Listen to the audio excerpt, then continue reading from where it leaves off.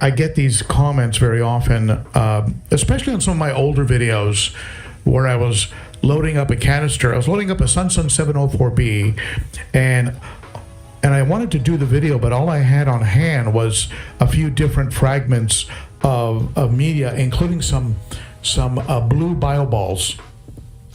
And boy, oh boy, did I get a lot of comments about those. Why are you putting those big floating blue bio balls into a canister? I get it. It was all I had when I did that video. And the point I was making was that I want biomaterial to be the last thing that the water touches before it goes to the aquarium. Now, that has been a point of discussion with a lot of folks, and I just want to explain my thinking on it. You can chime in, you can share your thoughts, and you can tell me what you think. You can agree, disagree. You can also, of course, as I always say, if what you're doing is working, continue your setup the way you've been setting it up. Don't hurry or rush to change things because some YouTuber said something. Because if you have a system that's working, don't disrupt it. Just let it work. Sponges, in my mind, let me just make this first point. Sponges, in my mind, are perfect. They are the perfect, inexpensive, easy to work with filter material. They have this is a matten sponge from my friends over at Swiss Tropicals. Not cheap, they're expensive. I pay for them. He doesn't sponsor the channel or send me free sponges, but they last forever. And this is the sponge that I cut recently in that customization of a hang-on back filter that I did. I customized that Higer hang-on back with the high profile, that one, and I cut a chunk out of this, and I'm using it as the insert in that hang-on back. But you get tremendous surface area, tremendous water flow. Can it clog? Yes, of course. All media can clog, but as far as I'm concerned, you can use sponge all by itself, nothing else. No rings, nothing. Just sponge, and you'll be fine. You will do, your aquarium will do great. Your water will look good. Your fish will be floating in air. Blah blah blah. Right. So, however, if you choose, like a lot of us do, and as I am doing in my sumps, for example, if you choose to use media, in particular high-end media like your marine pure, ceramic type medias, your rings. In this case, I'm going to use for the example some of this Sarah Ciporax, great stuff. And you've got the research here on the side. It's not just a ceramic ring. It actually is a very special kind of material that is optimal surface for the settling of necessary filter bacteria. But so if you're using something like that,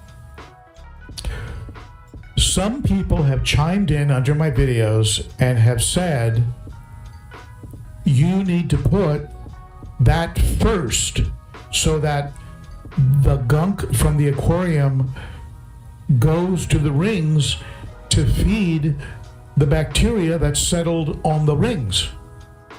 I think that's false. I'll tell you why. The bacteria that's on those rings, okay, here's a handful of those rings. The bacteria that's settling on these rings settles on the surface, but also settles inside, deeper inside the ring. This is particularly true on media that is, like those little sausages, like Biohome. It's extra true with things like Biohome, and also true with things like this, the Ciporax. If you put that media first, what's going to happen is it's going to be within days completely coated in gunk.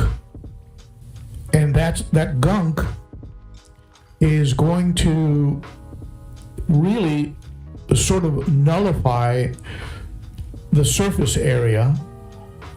It's going to cut off really any nutrients getting to the surface area. You're probably going to grow a little bit of anaerobic, because everything's going to be sort of deep in there, anaerobic. And you have to look at what is it that we're feeding beneficial bacteria. What you're feeding beneficial bacteria is nitrite, different from nitrate, nitrite, NO2, and ammonia. Nitrite and ammonia is in the water and will be extracted from the water by the bacteria that uses it as nutrition, as substance. So what you want to get to your biomedia is water, not gunk, water that has ammonia and nitrite in it. The gunk, it's not eating the gunk, it's eating the ammonia and the nitrite. And you want water movement on the surface of your media. You want oxygen to get to the media. The aerobic bacteria needs that oxygen. Now, will there be bacteria in the gunk that builds up around the media? Of course. There's going to be beneficial bacteria on every surface available.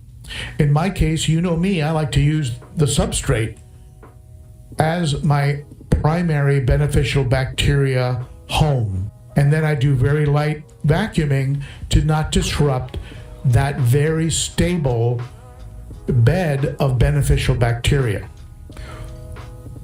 Well, gee, if you don't disturb that, are you going to get gas pockets that are going to poison your fish? No, you're not. That's an urban legend.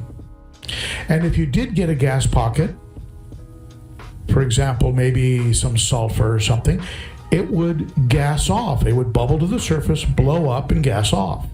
So that's just an urban legend. Maybe a problem in the saltwater world, not a problem, as far as I know, in the freshwater world. Leave your substrates alone. Let that bacteria grow in there. You'll get anaerobic bacteria. So you'll get some bacteria in there that's going to eat nitrates, not just nitrite, but nitrates, and of course ammonia. So getting back to the subject at hand, I run water. The first thing you want to know about your filter is what is the water direction. In the case of the Sun 704B, the water dumps to the bottom of the canister from the tank and then is moved upward by the pump that exists at the top of the unit, right? That head pump that is pulling water up. So at the very bottom, I'll have, ideally, coarse sponge, and then medium sponge, and then a finer sponge. So that water, the detritus and the gunk in the water has been pretty much removed, and then that cleaner water, still rich in ammonia and nitrite, runs over the media. And that's what I'm going for with my filters. I want the water to hit the sponge material, come out the other end free of gunk, and then run over this material, which has no mechanical filtering properties at all. It is strictly bio. So it's what it's going to extract from water. It's not going to remove any particles. And I've had people tell me, well, I put all rings in my hang-on back. So your hang-on back is exclusively a biofilter. It's not really doing any water polishing. So just things to consider. But I want clean water. And when I say clean water, water that is free of chunks, but still loaded with ammonia and loaded with nitrite. Now, is this, in filtering the water before the water gets to my biomedia, is this going to be a home for bacteria? Absolutely. And so the extraction of ammonia and nitrate is going to start in the sponge, because this is going to be loaded with bacteria. You're going to have your bio doing an additional extraction of ammonia and nitrate, and then the water goes back up to your aquarium. Now, do I use polishing material? Very often I don't use the pinky flosses, polyfills, things like that in filters that are hard to get to, like your canisters, because there's a high water flow there, and that's gonna, if the filter's doing its job, it's gonna clog that up right away. And one of the things that I strive for, which I've been able to accomplish with the use of pre-filters on the intakes, not having to crack open canisters except maybe once a year, and the pre-filter does a lot of the heavy lifting of the gunk and stops the food that the fish then peck off of it. And so the inside of the canister is really working as a big giant polishing unit. That's how I set them up. I set them up coarse sponge, medium, fine sponge, and then bio. And in some cases, coarse, medium, and fine, and no bio, because the bio will populate sufficiently in the sponges and the substrate to provide enough of a stable beneficial bacteria to support your aquarium. Now, I'll add a couple tips to that. In the very beginning, when you're doing this, go slow. Don't do any big, don't do deep vacuuming. If you have two filters, don't service them both at once. Go slow. Let your bacteria establish and become rock solid. And I think from my experience, it takes about 9 months, sometimes 12, to really get an aquarium where it gets into what I call a bulletproof type of a situation, where you could go in there and you could pull out all the decor and clean it all up and put it all back in, do a deep vacuuming and clean all the media in your filter, and you would be probably okay. 99% chance you'd be okay after about 9 months, because the substrate has developed such a strong biopopulation. If you're going with the deep substrate, if you're going bare bottom, or you have a 1/4 inch substrate, that's not going to necessarily be the case. And in that case, I would say go slow, only do one thing at a time, only do a filter without vacuuming. When you vacuum, don't do your filter. Again, the biggest thing I hear from people is, I just did maintenance on my tank, my fish are gasping, they're at the bottom, they're turning over, they're dying, what's going on? You created an ammonia spike, you created a pH shift, and something came in through the tap. Maybe your water treatment plant did something crazy.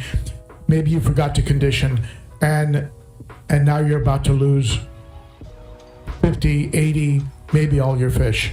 So there you go. There you have it. So what do you think? What do you think here? Let me see what some of your comments are.